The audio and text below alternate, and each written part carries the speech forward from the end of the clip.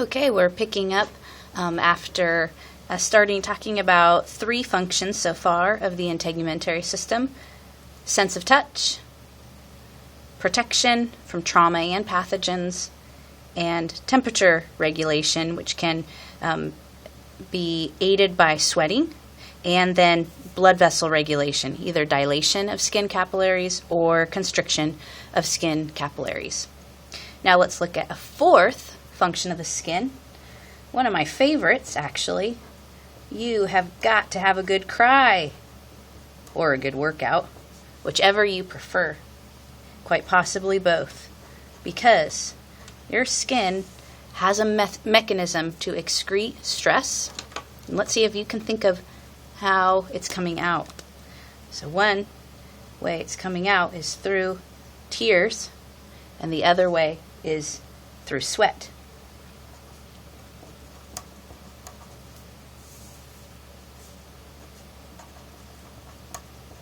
What do you think might be in tears and sweat? Let's turn this. Cortisol, that nasty little stress hormone that's actually very important for you to be able to deal with stress. But if you have excess stress, which many students tend to have, then this is a good way to get rid of it. Also, maybe you've heard of the excretion of toxins, like through saunas, or steam rooms. I'll put a question mark there because it's not something that there's a lot of clinical trials that have been done on, but there are certainly a lot of people that claim that that has helped them by sweating out toxins that they've been exposed to. Okay, so let's go on to another one of my favorites. Number 5, vitamin D synthesis. I happen to be making this video in the middle of March, and it is dark and depressing here in Northwest Washington. And we know that vitamin D is very important in mood. If it's necessarily tied to the actual light exposure or the fact that light exposure helps you make vitamin D, maybe there's some question there, but we know that if someone has low vitamin D levels, that same person is likely to have mood problems. So without the sun, or without adequate sun, seasonal affective disorder, or SAD, may occur. And it seems to be that some of us are more susceptible to this than others.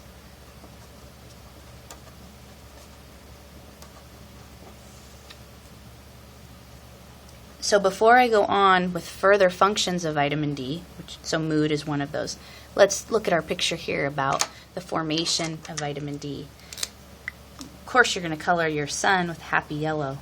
I had a dream last night that I got to move back to North Carolina. Lived there for a number of years, and I miss it still. I grew up in Oregon, so I'm used to the rainy weather, but once I experienced the sun of North Carolina, I've never been the same, and I've always missed it.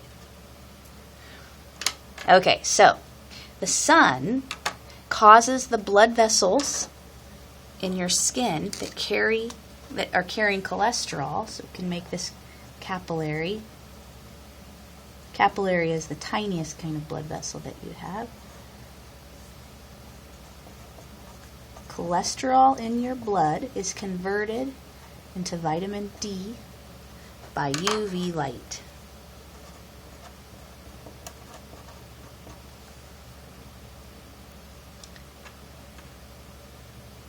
So if you don't get adequate sun, you're not going to be able to have enough vitamin D. Yes, people can take supplements, and they do.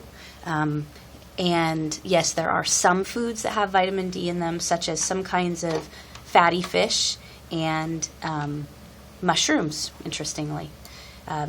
If you drink whole milk and the cows were exposed to a lot of sun, they might have vitamin D in it. If you drink milk in general, usually it's fortified with vitamin D.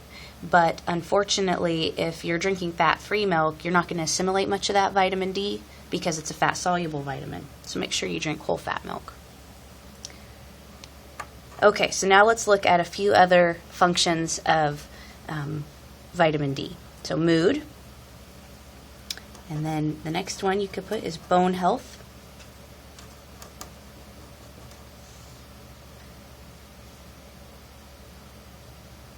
And if you want to get strong bones and have enough calcium in your bones, you need to have adequate vitamin D, because calcium requires vitamin D for absorption. So, if you're eating enough calcium, but your vitamin D levels are too low, you still will not be able to use that calcium to help make your bones healthy. So, for example, rickets could occur.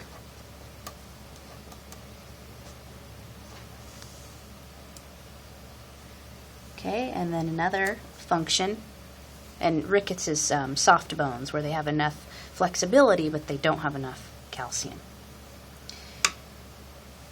And then another biggie as far as the functions of vitamin D is immune health. And take a look at this list.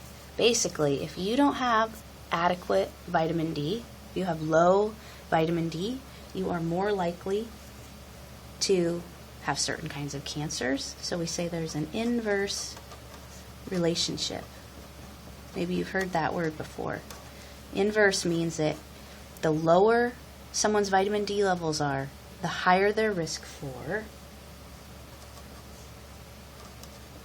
a variety of cancers, from breast cancer to colon cancer, ironically to skin cancer. How about this? An inverse relationship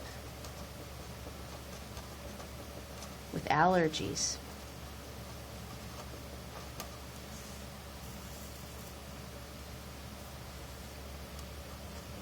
An inverse relationship with something that's quite similar to allergies, autoimmune disease.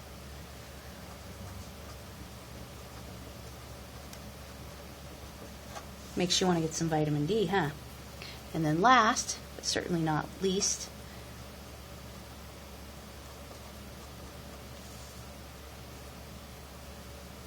heart and cardiovascular health depends upon adequate levels of vitamin D. And this part's not as well documented or well understood.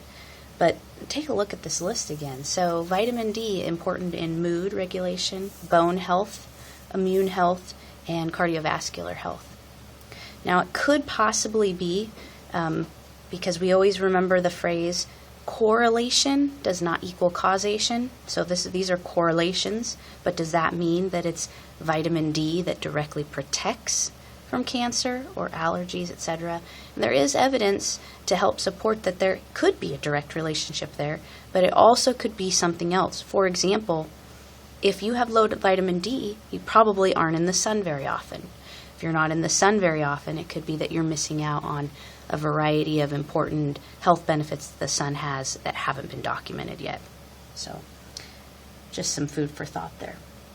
Okay, so now we're going to move on to this part of the page over here that's a little diagram of the skin. And I'm going to use my blue highlighter for this top layer, the epidermis. Notice that these are all flat cells. You might remember they are squamous, is the word for flat, because they're in layers. We call this upper layer of the skin stratified. Stratified squamous. Epidermis, stratified squamous, epithelium,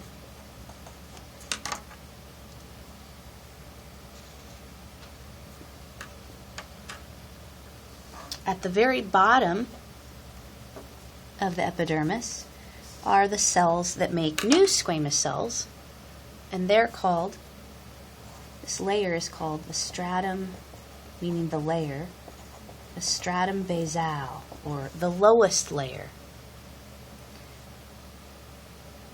And these cells undergo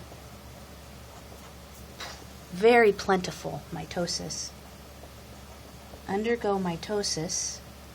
to produce more skin cells.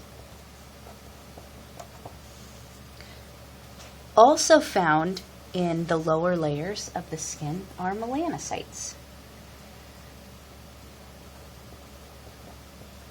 And the melanocytes of the skin produce pigment.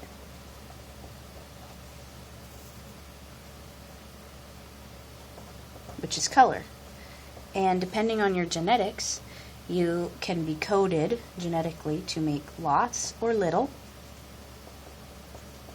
And also you're coded for the color of the pigment. So that's why not only do we have such beautiful diversity on our planet of the absolute darkest pigment that you could find, all the way to the lightest pigment you could find, but even hues of color within that, and that's all dependent upon the type of melanocyte production, or the type of pigment that's produced by melanocytes. Of course, a cancer of these cells is called melanoma. And another kind of skin cancer is squamous cell and basal cell carcinoma. So if these cells become cancerous, it's called basal cell carcinoma. And then some other cells that are slightly higher up, that's called squamous cell. You hear the flattened part, right? So they're a little bit higher up. Okay, then the next region is called the dermis. So we've got the epidermis, is this blue part, and then the next chunk, sorry, this gets a little messy, this is the dermis. And the dermis consists of two regions, the papillary region and the reticular region. There is a fantastic show called Dirty Jobs with Mike Rowe, and he does a show on tanning hides. So basically a hide of an animal, if you make a rug out of it or a coat or a leather jacket, then you've got to use the dermis. But the underside of the dermis, underneath it, is called the hypodermis, and that's where there's a lot of fat, and you have to scrape that off, or scrape all the blood vessels off of that, or it will rot, and you will not have a very good piece of leather. So underneath the dermis is the hypodermis. You hear in that, hypo means below the dermis, and that is where you'll find adipose connective tissue. This is also the region that you might hear called the subcutaneous, like how much subcutaneous fat does someone have versus visceral fat. And sub-Q fat, or if you get a sub-Q injection, sub-Q fat is less linked to heart disease than visceral fat. Okay, so the three regions, once again, epidermis, dermis, and hypodermis. Now, in the papillary region, we'll color that one pink. So papillary region of the dermis is this top part of it right here with the X's. And the reason I drew it like that is because it's areolar connective tissue. And so it's kind of wrinkled up. And the wrinkles that are very unique to each human form fingerprints. So the wrinkles in this tissue form fingerprints. And then because they're wrinkled here, it actually wrinkles up the top layer of the epidermis, and fingerprints do have a purpose. They help us grip. Okay, I'm going to have to pick up again on another video clip.